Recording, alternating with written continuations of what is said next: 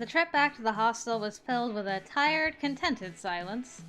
After all the excitement of the trip, it seemed like most people just wanted to get back to their own rooms and relax. But there was also an undercurrent of dissatisfaction. We had been able to stay in a really nice hotel for a few days and have some actual fun, but now we were going back to our slum of a hostel and our terrible jobs. Still, in the end, this was the experience we had signed up for, even if we hadn't really known at the beginning how it would all work out. We had each other. Maybe we weren't all the best of friends, but we had learned to get along and work together. It was more than I could say about the members of my university class, either here or back in New York. So we headed back on the bus, hardly speaking, until we finally pulled in and unloaded. Home sweet home. Sort of. Honestly, it didn't smell all that sweet after we'd been at the beach for a few days. But it was still my home, for now. We're back. I was sitting in the living room, stretching across the couch, trying to get the kinks out of my back when... I don't like that look on your face, Aasi. Malia, I think you're needed in the kitchen. Aasi stood in the doorway, a slight smirk on her face. A sense of unease washed over me. I nodded and crossed over, wondering what exactly was going on now that the music changed. Or stopped. I entered the dining area and found James there, frowning over an open laptop. This is new music, I think. Or no, I might have heard this before. Yes? Is something wrong? Sit. He gestured to a chair on the other end of the table, and I took it. Malia, we know what you did. Perhaps you would like to confess and come forward. If you could return the money, that'd be even better. We could act like nothing happened. What? What are you talking about? If you confess right now, there'll be no need for drastic measures. You could even stay in the hostel and keep your job. I gaped like a fish. Finally, I realized something big, really big, must have happened. I'm sorry, but I think there must be some kind of misunderstanding here. Can you explain what's going on to me? James bristled. No point in doing it diplomatically, is there? Look here, thief. I know you took money out of the hostel register. What did you do with it? What? I never did such a thing! Of course you didn't. Which makes this video pretty hard to explain, doesn't it? He turned the laptop around so I could see it. A grainy black and white video flickered on the screen and he hit play. Did Aasi really think this far ahead to set this up? Like she messed with the thing, lied about James wanting me to fix the register, just so that it looked like I stole stuff? It was the hostel entranceway, the reception desk. For a while, nothing happened. Then I appeared fiddling around with the register. I opened the drawer and stared down at it. I looked around, then pulled something out of the drawer, fiddled with it some more, and disappeared. I was fixing the register like you asked me to. That's all. Fix the register? I never asked you to fix the register. I stared at him, too confused to know how to respond. Obviously, Aasi set you up again. Gosh, girl needs to get a hobby. Yes, you did. You're always making us fix things. You told me to fix the register because the drawer wasn't closing properly. It wasn't closing properly. There was a little bit of plastic wedged into the back. I had to pull everything out to get it free. In the video, my back was to the camera most of the time, covering up what I was doing. I know you can't really tell, but I swear that's what I was up to. Why would I steal from the hostel? The money that was supposed to be there is gone. How do you explain that? I couldn't even remember if there had been any money in the register when I was messing with it. I wasn't paying attention at the time. I wasn't expecting this. I don't know, but it wasn't me. Did Mark take it? Because where did he get the money from? This is your last chance. Return the money, and this doesn't have to go any farther. I didn't even know how much money was supposed to be missing. Oh my god. The trip funds. If they were supposed to be in the register, that was thousands of pounds. I didn't steal anything. I don't have any money. You can search my room if you want to. I swear I didn't do it. I suppose you've already spent it then. I didn't take any money! I never would have expected this from a kid like you. I can't believe this is happening. I'd like to throw you out on your arse, but I've got landlord regulations, and I don't want to have to bring a police inspector around if I can help it.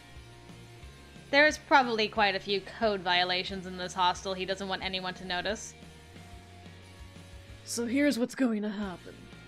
You're fired, for starters. That means no job and no rent deal. Oh, crap. You pay your rent every week, and find that missing £120 and you can stay. Otherwise, I'm within my rights to evict you. Straight onto the street if I have to. £120? So it wasn't the trip funds that had vanished? It must have been only one of the drop-in guest payments. Wait, can we make a deal? Too late. You had your chance. Damn it! If I'd known it was only that much, I could have just paid him off to begin with. But you still didn't steal it. But then everyone would think I was a thief. I maintain that I'm innocent. I wouldn't do this to you guys or any of my friends, not after everything that's happened. But my heart pounded. I didn't really have a choice here, did I? It was already a remarkably easy way out, considering he thought I was some kind of criminal. I will do it. I maintain my innocence, but I'll get you your money. I guess. James glared at me from across the table. I don't like you. Never have and now probably never will. Don't mess this up. If you do, you're out. He spat on the floor. Clean that up, why don't you? He got up and left. I crossed the room, got a washcloth, wet it, and started cleaning the floor, consumed by a feeling of disbelief. This couldn't really be happening. There was no way this was my life. It was a bad dream. It had to be. When I was finished cleaning, I threw the washcloth in the sink and left the dining room. I wanted some space, some time to think about what just happened. Surely there was some way to prove my innocence. But when I turned to head upstairs, I saw a large gathering of people on the landing. Malia! A handful of hurt faces turned to me. Really? After all this time, you just throw me under the bus. Thanks, guys. How could you do this to us? Haven't we all gotten along all this time? I cooked food for you. I trusted you. I thought we were friends. But even you, after all this time, maybe there's no one in the world worth trusting. Are you really a thief? Damn! Shot right past me, I'll tell you that. I'm not happy about it, though. Definitely not. But part of me wants to congratulate you. You fooled everyone. I'd better be more careful with my wallet, huh? How could you betray us like this after all this time? How could you do this to us? We're a family! Don't you understand that? We all stick together and look after one another. Did you steal my volleyball too? I can't believe you. You're despicable. If you weren't a girl, I'd kick your ass. Oh, maketh my day, Angelo. Nobody should take advantage of kindness or friendship. You're some kind of psychopath. I'm just trying to process this. I don't know what to make of it. I'm not upset at all, though. I'm just really shocked, okay? Well, frankly, I am just shocked. What a cruel person you are, Malia. I can't believe you would do this to your friends. I think you should leave the hostel immediately. I don't feel comfortable with you here, and I'm sure everyone else feels the same. Here I thought I was the troublemaker, and I was completely wrong. But you can pack your stuff and shove right off. Nobody wants a thief in the house. But I swear I'm innocent! My protest sounded pathetic even to my own ears. Where's my no-good boyfriend when I need him? Everyone hated me. Everyone absolutely hated me. But something felt off. Someone was missing. Danny!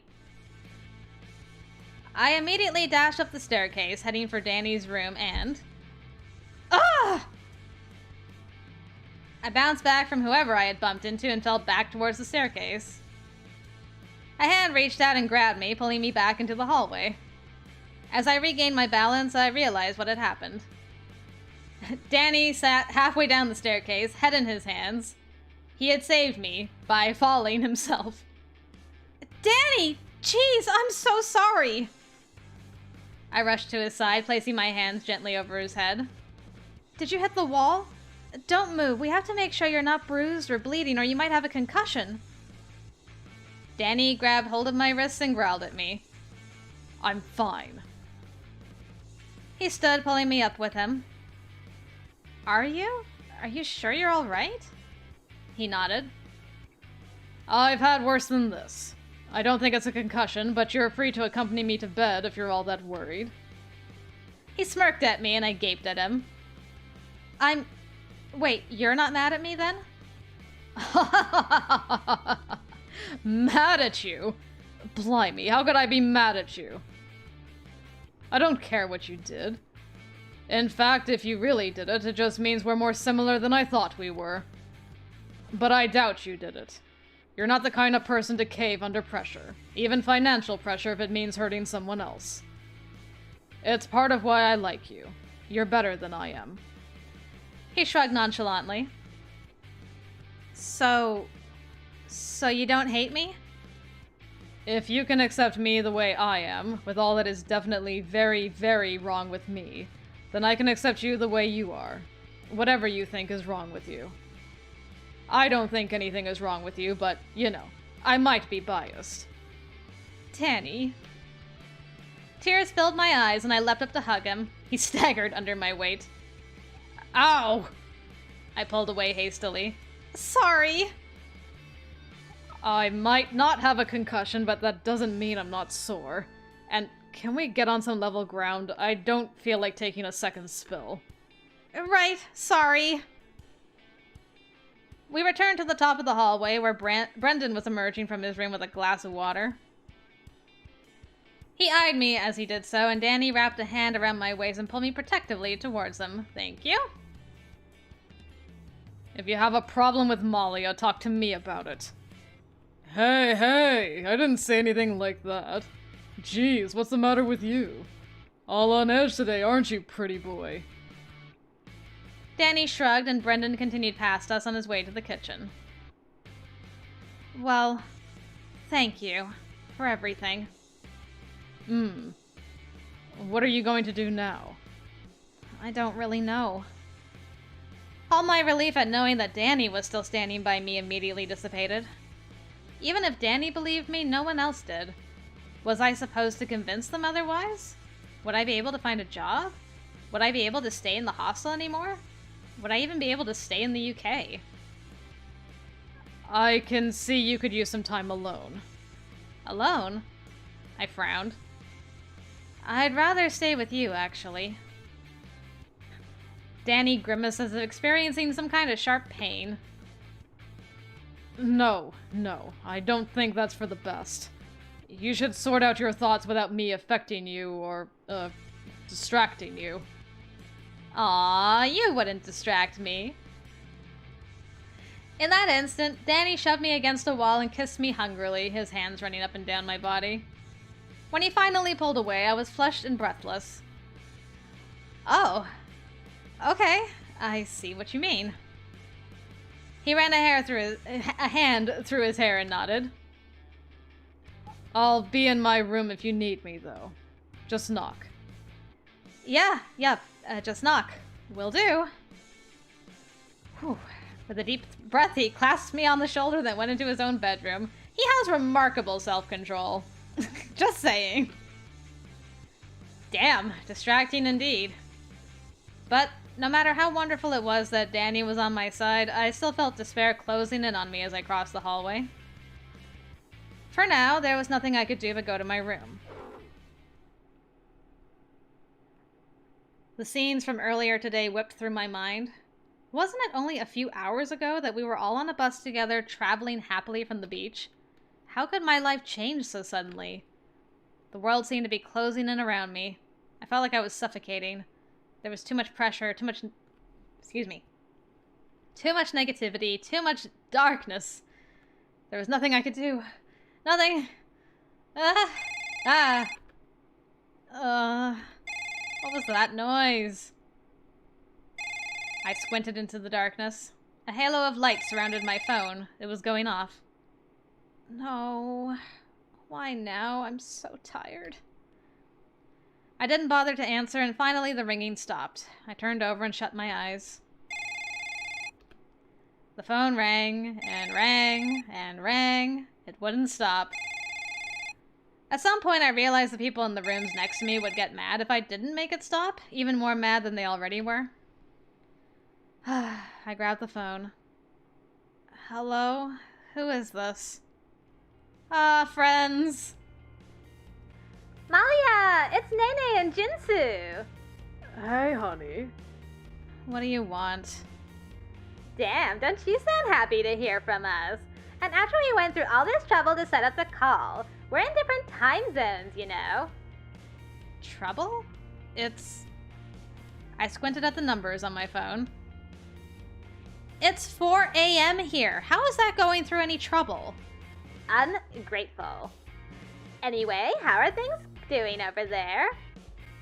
I hesitated, not really knowing what to say. They probably didn't want to hear about my actual problems. It's good. Everything's great. Good. I've been good? My voice sounded false, even to myself. There was silence on the other end, and I could just see Nene crossing her arms and narrowing her eyes. Okay, what's the real story? I explained to them the events of the past few hours. The humiliation, the sudden romantic problems, the end of the trip, and how I'd been framed for it all. I finished, my voice wobbling near the end, and hung my head. Well, that's stupid! Huh? What are you talking about? It's not stupid, it's horrible. How am I supposed to deal with this? How do I get through this? By pushing through, obviously. What, you think life was meant to go 100% smoothly? Do you think your friends owe you their instant understanding and forgiveness? Humans are stupid, stupid creatures. We don't like having the wool pulled over our eyes, and we especially don't like it when someone destroys our trust.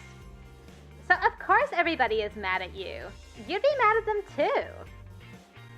But that's beside the point. How am I expected to do anything now?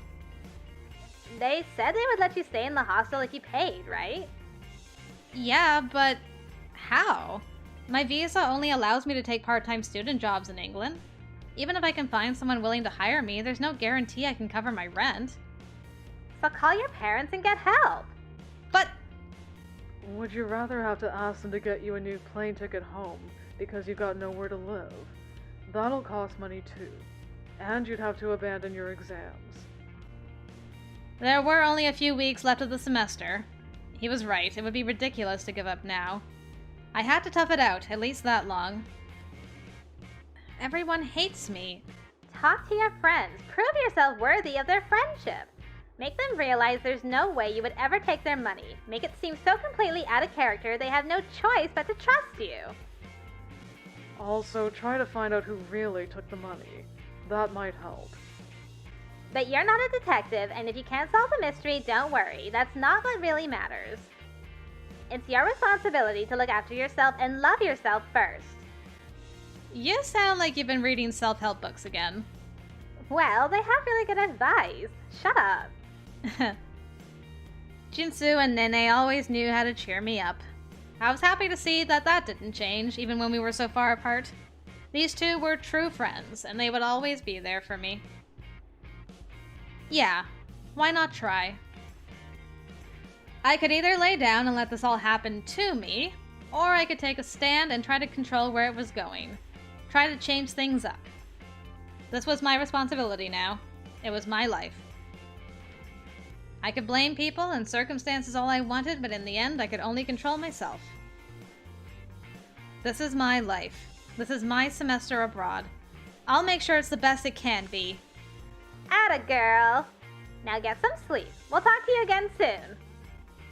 We hung up and I crawled back into bed, snuggling into the blankets. It was up to me to solve my money problems and reconcile with everybody. That was what I could do to change the situation.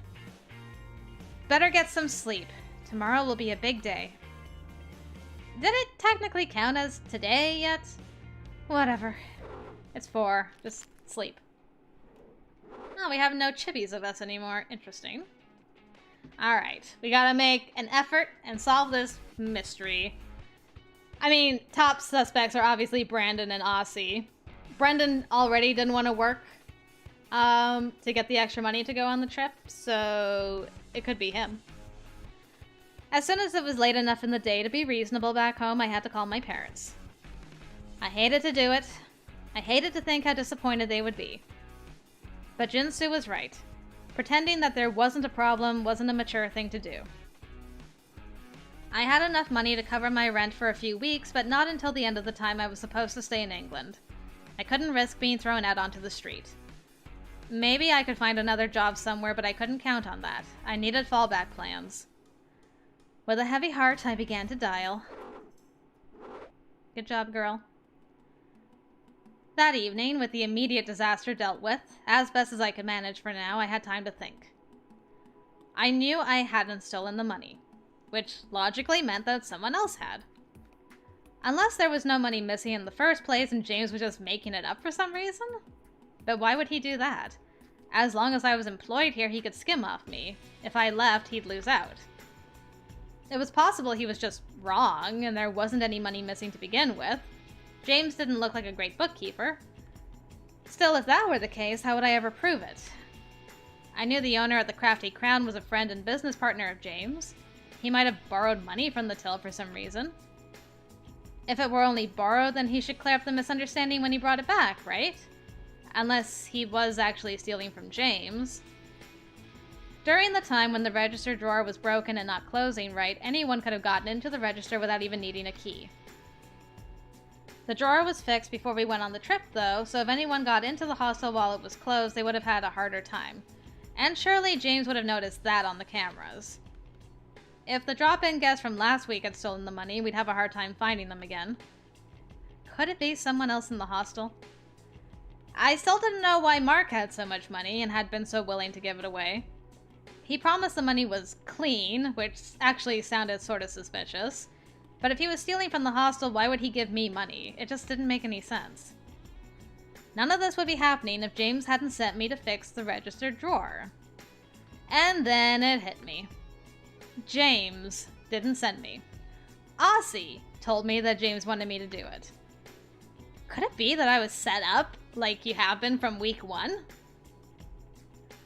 Aasi was the only one who didn't seem too bothered that I supposedly lied to everybody. Maybe it wasn't a surprise to her at all.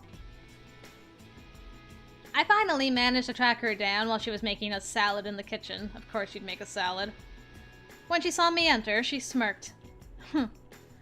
Oh, it's our poor little two-faced wench. How have things been going? I know you're the one who did it, Aasi. What, me? She stuck a fork in her salad and took a bite. Why on earth would I do anything like that? I don't know. That's what I came to ask you. I know you hate me for some reason, but why? Aasi twirled her fork in her plate. Did you ever bother to ask yourself what would have driven me to get into bed with that man at work that first day during my shift? No, I guess not. The shock must have dulled your brain. You don't know anything about me. You don't know why I do what I do, but you judge me anyway. I hate women like you. You're just butterflies and sunshine, aren't you? You'll drag people in with your innocent act.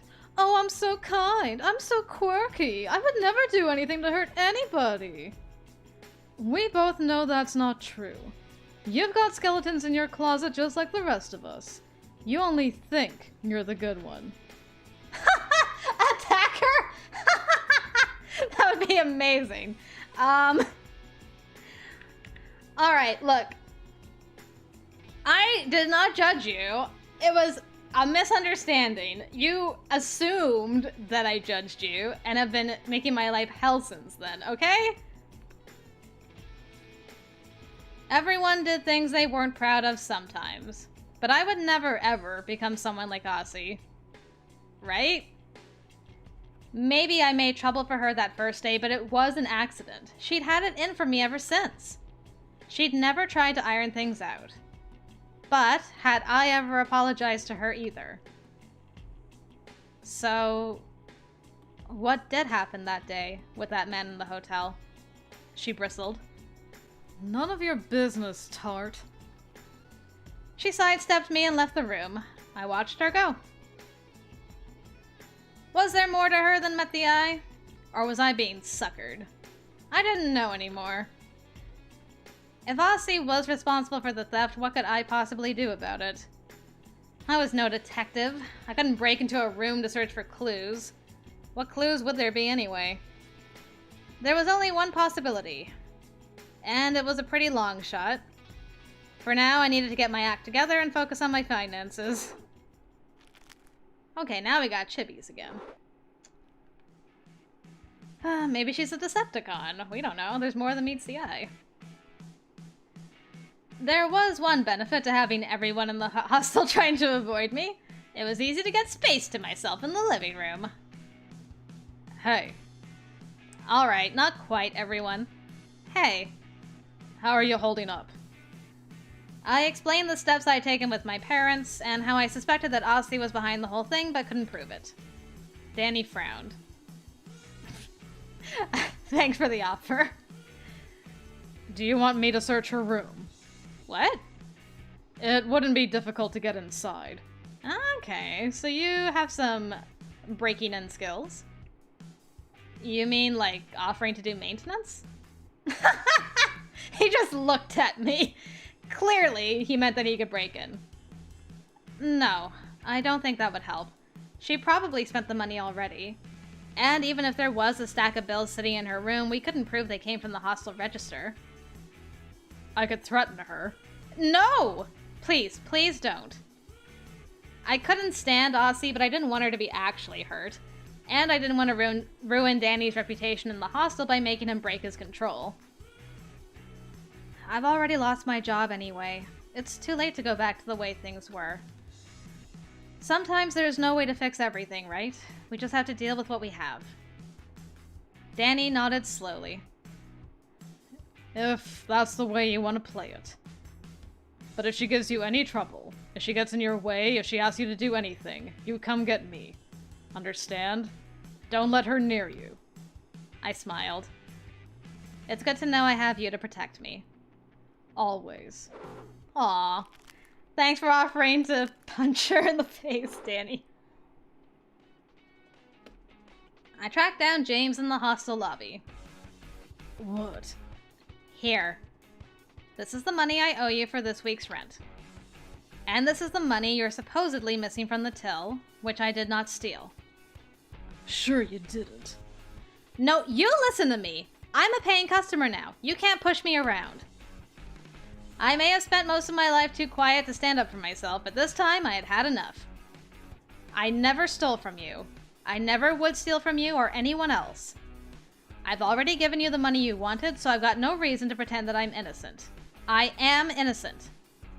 I was fixing the register drawer because Aasi told me you said it was broken and I had to fix it. And if you didn't know the drawer was broken, how come Aasi did? If you've got that CCTV footage, look further back. Look what happened before I fixed the register. I don't take orders from you. Do you want the real thief to be under your roof and get away with it? I don't know what actually happened. I have no way to find out. But maybe you do. That's all I could do. I didn't know if it would do any good, but I had to try. I like this fierce Malia. You go, girl. I believe in you. Saturday was the last day of formal university classes for the spring semester. Today, the reading period began and the library filled with students revising for their exams. I had a little bit of catching up still to do. Our beach trip meant I had missed a class, and then the fallout from the theft had been a huge distraction. Still, I wasn't going to let a little thing like that stop me. Maybe these courses weren't very serious or important for my degree back home, but there was no way I was going to fail. Many of the other hostel residents were now obsessed with the need to study. Danny and Peggy in particular. Mark spent a lot of time in the library anyway, so there wasn't much difference to be seen. Only Jihyo seemed completely unbothered by the impending examinations. I suppose that being an artist made her too mellow to show stress, or else there really wasn't a way to cram for an art exam. The exam period would begin next Monday and last for a little over 2 weeks. The tests had to be spread out to be sure that no student, whatever their schedule, would have 2 exams on the same day. I only had 2 classes, so I would be done with everything by the beginning of June. Then I'd have the rest of the month to hang out and finish exploring England. And then it would all be over. Alright, well let's do it then, I guess. Days are flying by.